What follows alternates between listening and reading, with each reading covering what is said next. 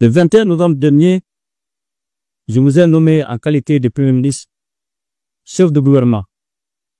Je tiens à vous adresser mes chaleureuses félicitations pour la confiance placée en vous en raison de vos compétences techniques et de vos qualités humaines. Votre nomination à cette importante fonction intervient dans un contexte de réformes majeures engagées par notre pays. Il me paraît donc essentiel, au moment où vous commencez votre mission, d'en préciser les orientations fondamentales en me fondant sur les attentes légitimes du peuple Mali. Les préoccupations estimées par notre peuple au cours des assises nationales de la reconciliation et du dialogue intermalien constituent la boussole de notre action. Ces préoccupations et en fait l'objet et recommandations sont relatives essentiellement aux questions de défense et de sécurité, de gouvernance et de développement. Faute du soutien indéfectible du peuple malien, les autorités de la transition ont entrepris d'importantes réformes qui ont déjà produit des résultats tangibles dans différents secteurs. Je vous engage à consolider les acquis puis à poursuivre les réformes entamées en accordant une attention particulière à un certain nombre de questions qui sont déterminantes. Les orientations fondamentales du président de la transition sont soutenues par 8 axes relatifs aux réformes engagées, à l'éducation, à la santé et au développement économique.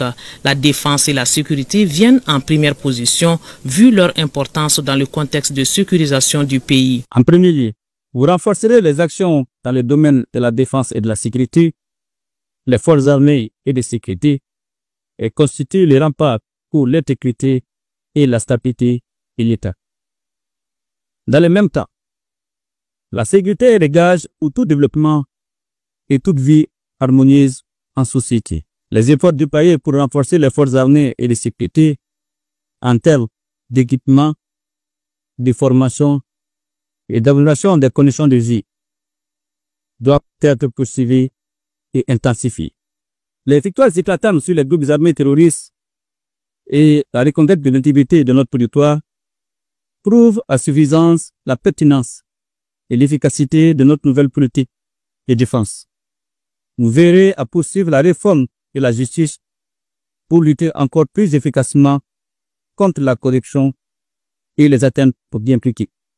Et le président Goïta d'insister sur la nécessité de poursuivre les réformes politiques et institutionnelles pour la légitimité des institutions de l'État. Le troisième point de la communication présidentielle fait référence à la satisfaction des besoins fondamentaux de la population. Pour ce faire, il faudra renforcer les actions dans le secteur économique avec un accent particulier sur l'agriculture et le tissu industriel. En même temps, l'éducation et la santé sont appelées à être améliorées. Vous apporterez une attention soutenue au développement des infrastructures énergétiques et des transports, ainsi qu'aux technologies de l'information et de la communication. Vous devez également poursuivre les actions dans le sens de l'amélioration du système éducatif et de la gestion de la problématique de l'emploi, notamment celui des jeunes. Notre pays a besoin de citoyens intègres et associés qui travaillent avec abnégation pour l'intérêt général.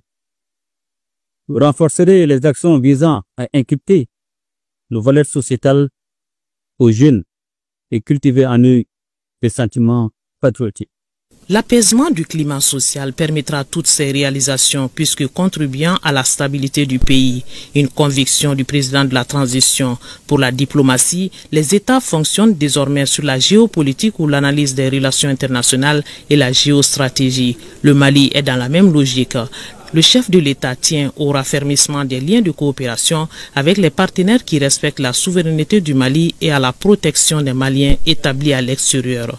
Vous allez veiller au renforcement des relations de coopération avec les partenaires respectifs de notre souveraineté, au renforcement et à la synergie d'action de notre diplomatie pour défendre nos positions sur la scène internationale, à la protection des Maliens établis à l'extérieur.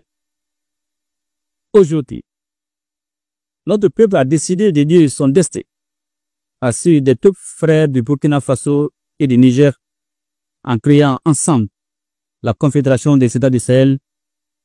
Nous devons être à la hauteur de la confiance placée en notre pays avec la désignation de son chef de l'État en qualité de président de la Confédération pour sa première année. Je tiens à rappeler que l'objectif des autorités de la transition est de doter notre pays d'institutions légitimes et fortes. Ainsi, je vous exhorte à créer toutes les conditions nécessaires à l'organisation d'élections transparentes et apaisées qui devront mettre un terme à la transition. La feuille de route gouvernementale ainsi détaillée sera concrétisée à travers un programme d'exécution avec des objectifs précis, un plan d'action global.